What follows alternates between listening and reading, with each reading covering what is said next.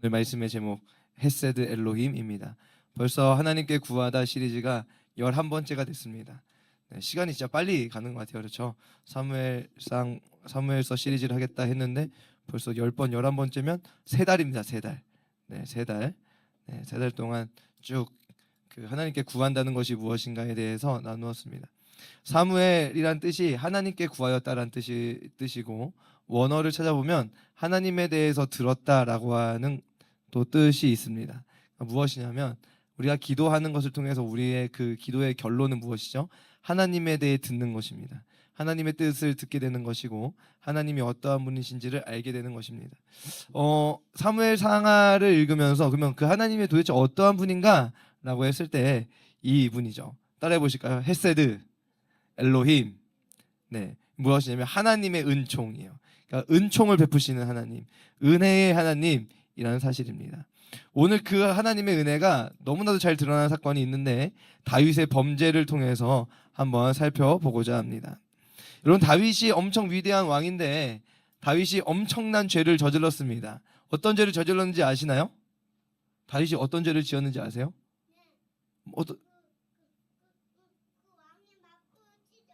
그랬어요? 네, 맞아요. 다윗이 무슨 죄를 지었는지 오늘 한번 살펴보겠습니다. 맞아요. 자, 사무엘하 11장 3절 4절입니다. 제가 읽어보겠습니다. 다윗이 사람을 보내 그 여인을 알아보게 하였더니 그가 아르되 그는 엘리암의 딸이요 햇사람 우리아의 아내 바세바가 아니니까 하니 다윗이 전령을 보내어 그 여자를 자기에게로 데려오게 하고 그 여자가 부정함을 깨끗하게 하였으므로 더불어 동침함에 그 여자가 자기 집으로 돌아가니라.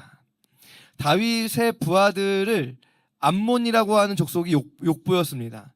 그래서 다윗이 화가 나서 이제 그 암몬과 전쟁을 치르는데 암몬을 완전히 확 밀어버렸습니다. 그리고 그 다음 그 어떤 해가 딱 됐는데 그 다윗이 범죄하던 그 해에도 그 전쟁을 계속 합니다. 그 전쟁을 할 때 암몬이라고 하는 족속의 수도인 라빠까지 밀고 들어가서 그 성을 완전히 포위해 버립니다. 그러니까 이 정도 승기를 붙잡은 전투에 다윗까지 굳이 참여할 필요가 있었겠는가? 라고 하는 질문 속에 굳이 참여할 필요가 없었다는 것이죠. 그렇게 다윗의 용사들, 다윗의 부하들은 다 전투에 참여하고 다윗은 왕궁에 머물러 있었습니다. 그러던 중 왕궁 옥상에서 왕궁 옥상에서 딱 쳐다보는데 저 멀리 집에 한 여인의 목욕하는 모습을 다윗이 보게 됩니다. 그리고 그 여인이 누구인지를 알아보게 하였습니다. 그녀의 이름이 바로 바세바. 다윗을 대신해서 전투에 나간 그 충신 우리아의 아내였던 것입니다. 또한 이 바세바에 대해서 성경이 어떻게 증언하냐면요, 그녀에 대해서 엘리암의 딸이라고 표현하는데 다윗의 용사의 명단 속에 엘리암이 또 있습니다. 그러니까 엘리암의 딸이라고, 그 용사의 엘리암의 딸이라고 추정할 수 있죠. 왜요? 다윗의 용사의 딸이 다윗의 용사의 또 다른 그 우리아에게 시집을 갔다라고 하는 그 적정한 추정입니다. 그러면 이 엘리암은 또 누구의 아들이냐? 길롯 사람 아히도벨의 아들입니다. 길롯 사람 아히도벨인데 이 아히도벨은 다윗의 모사였어요. 모사가 뭐냐면요, 책략가. 다윗의 책략가였습니다. 그래서 나중에 그 다윗이 도망갈 때 아히도벨이 다윗의 그 반란을 일으키는 거기에 수장, 그 책사로 이제 있었다는 것을 보게 됩니다. 어떻게 이렇게까지 할 수 있었는가? 네, 이 관계의 파괴적인 부분들을 기억하면 충분히 납득이 되어집니다. 그래서 아히도벨이 이제 다윗의 반대편에 서서 이제 있었다는 것을 알게 되죠. 다윗은 그런 인간적인 관계를 고려하지 않았습니다. 그저 바세바가 어떻게 보였죠? 너무 아름답게 보였습니다. 그 바세바의 미모만 보였지 다른 인간적인 관계들 하나도 고려 대상이 아닙니다. 엘리암의 딸입니다. 우리아의 아내입니다. 그 신하가 알려주었음에도 불구하고 그거 아무 상관없습니다. 그냥 그 여자와 함께 동침해야 되겠다라고 하는 그 마음이 너무 커져 있었습니다. 사무엘하 11장 2절 말씀을 봤더니 저녁 때에 다윗이 그의 침상에서 일어나 왕궁 옥상에서 거닐다가 그곳에서 보니 한 여인이 목욕을 하는데 어떻게 보여요? 심히 아름다워 보였다는 것입니다. 결국 다윗은요 바세바와 함께 동침하는 죄를 범합니다. 여러분, 다윗이 이 같은 치명적인 범죄의 시작에 무엇이 있었죠? 밧세바가 심히 아름다워 보였다는 말씀에 주목하게 됩니다. 아담의 범죄의 원인과 같기 때문에 더욱 주목하게 되는 것 같습니다. 하나님께서 악하게 보시는 것을 우리는 선하게 보는 그 죄의 본질을 다윗도 사로잡혀져 있었던 것이죠. 오늘 우리도 그 죄의 근원, 오늘 우리의 그 죄의 근원은 다릅니까? 그렇지 않습니다. 하나님께서 악하다고 하시는 것에 대해서 우리도 스스로 선하다고 판단하는 것으로 이 치명적인 죄가 시작되고 있습니다. 그러므로 우리가 항상 하나님의 말씀을 듣는 자리에 있어야 할 이유를 이 시간 발견하게 됩니다. 다윗의 죄가요, 한 여자가 너무나 아름다워 보였고 그 모든 인간적인 그 친밀한 관계가 깨진다 할지라도 나는 그 죄를 지어야 되겠어 라고 하는 마음에 사로잡혀 있어서 그 큰 죄를 짓고 나서 멈춰졌느냐? 멈춰지지 않았습니다. 마치 폭주하는 기관차, 브레이크 없이 그냥 막 달려나가는 급발진하는 자동차와 같이 그 다윗의 죄가 계속해서 달려나가고 있는 것을 보게 됩니다. 눈덩이처럼 커져가는 죄의 열매를 보게 되는 것이죠. 사무엘하 11장 22절에서 25절 말씀입니다. 함께 읽어볼까요? 시작. 전령이 가서 다윗에게 이르되 요압이 그를 보낸 모든 일을 다윗에게 아뢰어 이르되 그 사람들이 우리보다 우세하여 우리를 향하여 들로 나오므로 우리가 그들을 쳐서 성문 어기까지 미쳤더니 활 쏘는 자들이 그 성 위에서 왕의 부하들을 향하여 쏘매 왕의 부하 중 몇 사람이 죽고 왕의 종 햇사람 우리아도 죽었나이다 하니 다윗이 전령에게 이르되 너는 요압에게 이같이 말하기를 이 일로 걱정하지 말라. 칼은 이 사람이나 저 사람이나 삼키느니라. 그 성을 향하여 더욱 힘써 싸워 함락시키라 하여 너는 그를 담대하게 하라 하니라. 다윗의 범죄는요 거기서 멈추지 않습니다. 밧세바가 임신했다는 소식을 다윗에게 전합니다. 그때 다윗의 머리는요 비상하게 돌아가기 시작합니다. 그 당시에 뭐 유전자 검사가 있었을까요? 네, 없죠. 뭐 물론 이제 피는 못 속이니까 딱 태어나서 얼굴 보면 아, 저 집 자식이 저분 아들이구나, 저분 딸이구나 알 수 있을 정도로 많이 닮긴 하겠지만 네, 뭐 과학적으로 증명될 수는 없는 그런 상황입니다. 그래서 그 머릿속에 어떻게 하죠? 급히 전장에 나가 싸우는 우리아를 불러들입니다. 그리고 그와 식사하고 그와 술을 나누며 그가 취하게 된 것을 본 후에 집으로 돌려보냅니다. 목적은요, 우리아가 밧세바와 동침해서 자기 자신의 아이를 우리아의 아이로 알게 하려는 시도였습니다. 그러나 그 결과는 실패하였죠. 왜요? 우리아가 충신 중에 충신이었기 때문입니다. 우리아는 전장에 나가 싸운 동료들을 기억하면서 집에서 편히 쉬는 것을 용납하지 않았습니다. 결국 다윗은요 우리아를 부른 후에 그를 전장으로 돌려보냅니다. 다음 계획은요 어떻게 되죠?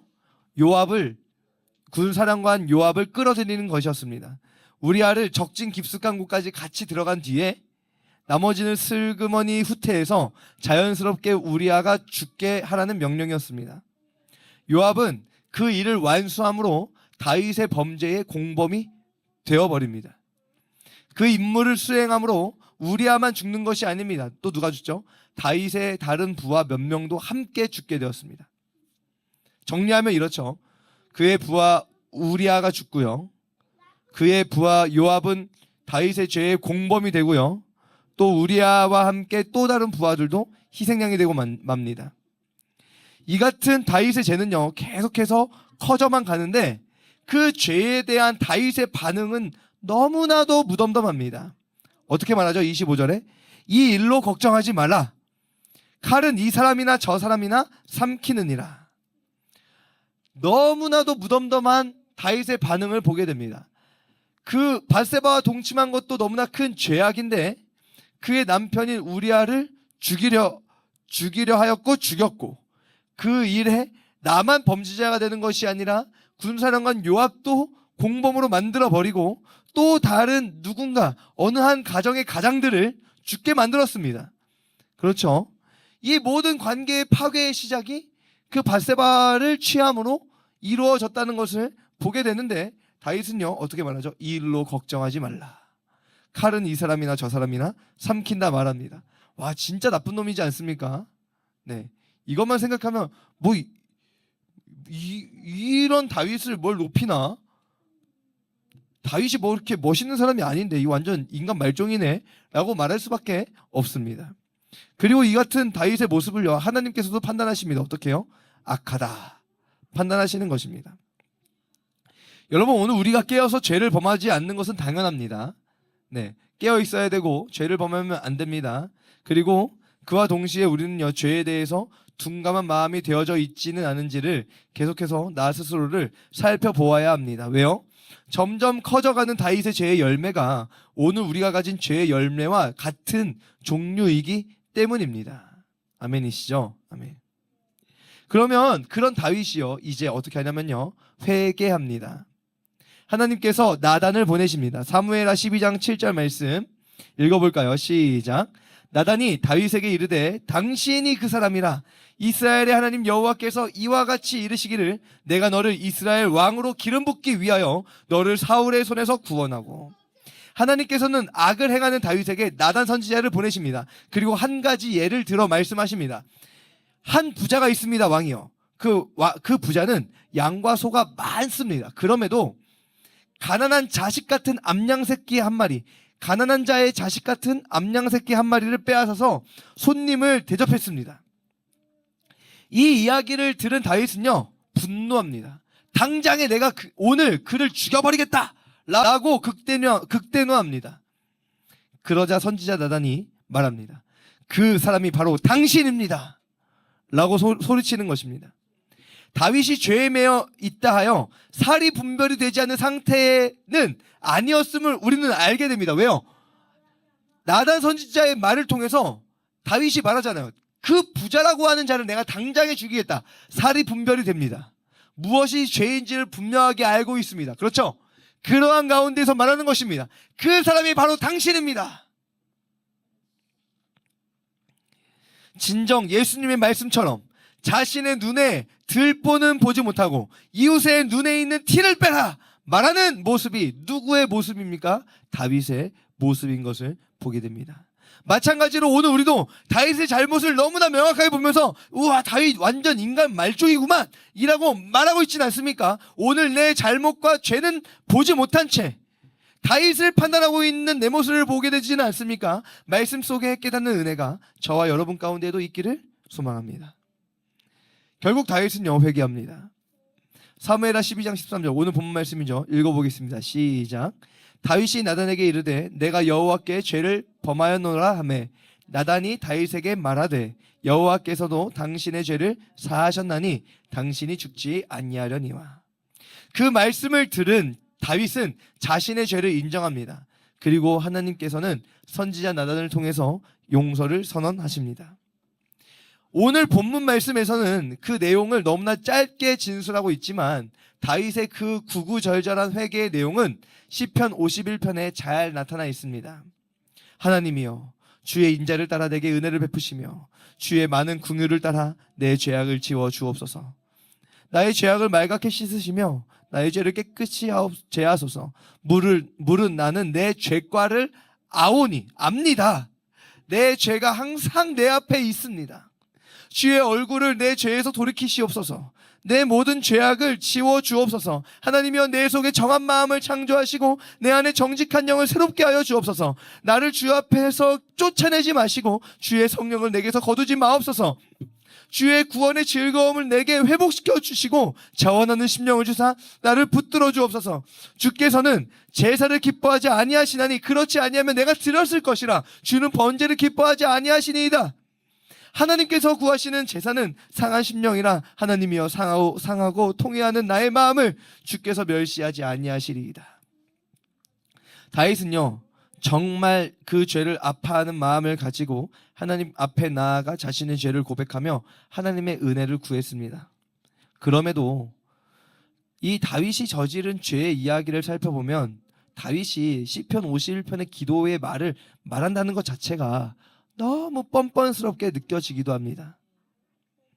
도대체 어떻게 그런 죄를 저질러 놓고 중심으로 회개하기는 하겠지만 하나님께 용서해 달라는 말을 할 수 있었을까요? 도대체 무엇이 그 다윗의 기도를 터트려 냈을까요? 따라해 보실까요?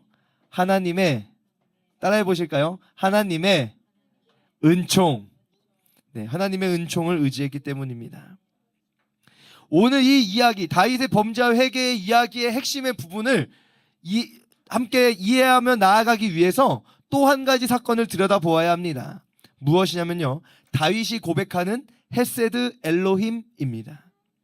다윗이 고백하는 헤세드 엘로힘 어디에서 나오냐면요, 사무엘하 9장 3절에 나옵니다. 사무엘하 9장 3절 읽어보실까요? 시작.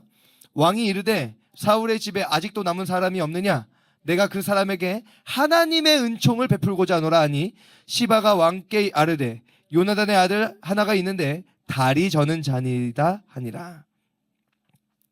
다윗은 도망자 신세가 시작될 때 사랑하는 요나단과 언약을 맺습니다. 다윗이 왕이 되고 나면 요나단의 집에 선대하겠다고 하는 언약이었습니다. 그리고 다윗이 왕이 되고 난 이후에 찾아보니 요나단의 집에, 사울의 집에 무비보셋이 살아 있었습니다. 다윗은 그 무비보셋을 불러서 함께 식사도 하고 그에게 재산도 주었습니다. 그런데 이 놀라운 사실 속에 한 가지 걸리는 것이 있습니다. 무엇이냐면요, 무비보셋이 다리 저는 자였다는 사실입니다. 시온 산성을 다윗이 점령할 때 여부수 사람들이 다윗을 조롱합니다.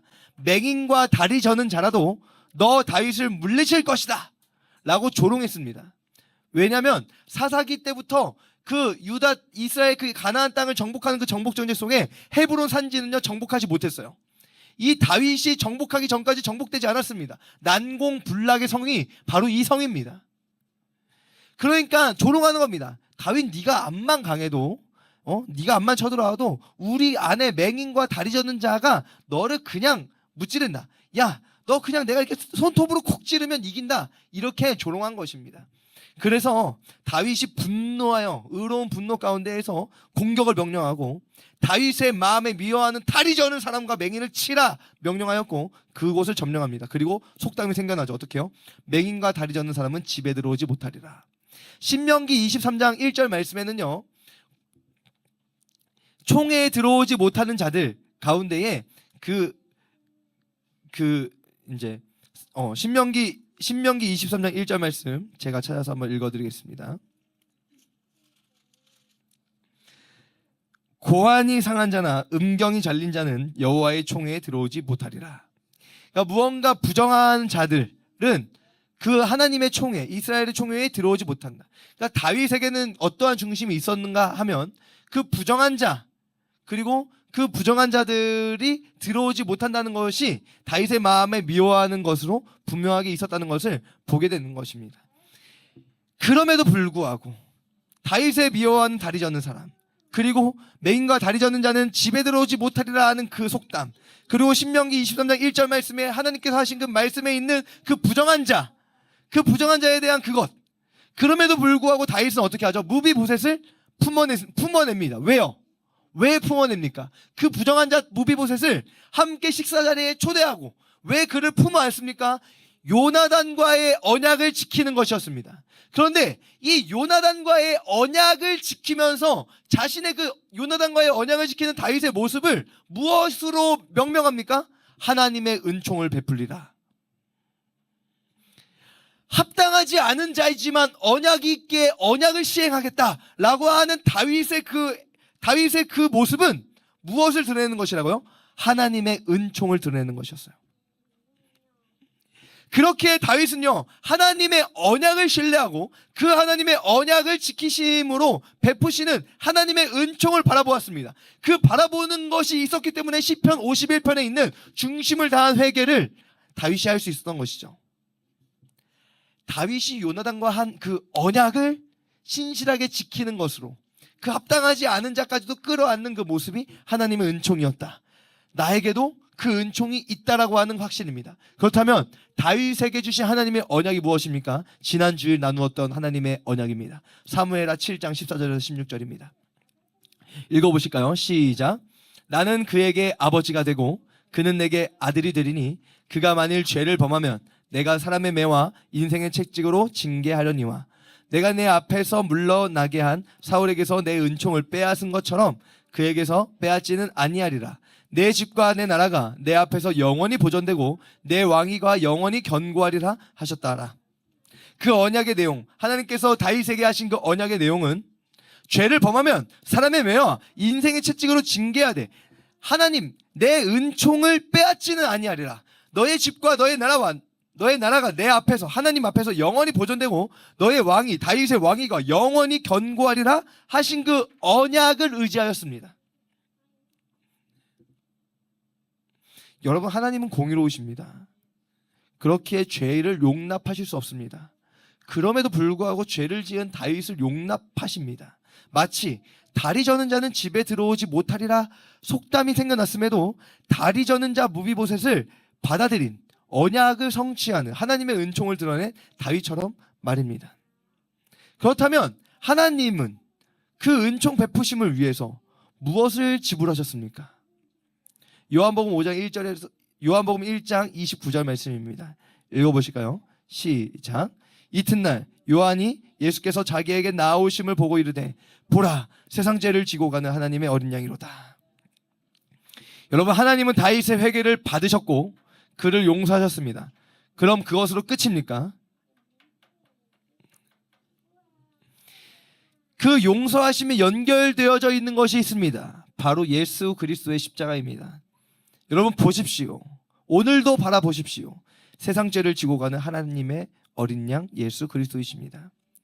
다윗의 범죄를 대신 짊어지셨습니다. 오늘 저와 여러분의 범죄를 대신 짊어지셨습니다. 우리가 죄를 범하고 회개하면 하나님은 마음이 넓으시니까 그냥 다 용서해 주셔 라고 생각하신다면 너무 얕고 얕은 생각입니다.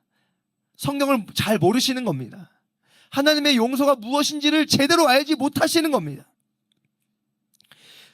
우리가 회개하면 용서하시는 그 용서의 대가를 하나님은 이미 작정하셨습니다. 그리고 그것을 십자가에서 성취하셨습니다. 우리는 그 십자가를 기억해야 합니다. 그냥 이루어지는 용서란 없습니다. 모든 죄의 대가는 지불되어야 하며 그 대가를 하나님께서 친히 지불하셨습니다. 여러분, 이 시간 우리가 하나님의 은총 앞으로 나아갑시다.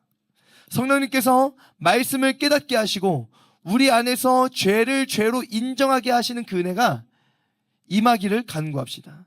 또한 십자가로 이루신 대속의 은혜 앞에서 그냥 아무렇게나 내가 잘못했어야 하면 용서받는 그러한 것이 아니라 나의 모든 그 범죄를 대신 짊어지고 십자가로 나아가신 그 주님의 그 은혜 앞에서 상한 심령의 회개로 하나님 앞에 나아가게 되어지기를 주님의 이름으로 축복합니다. 기도하겠습니다.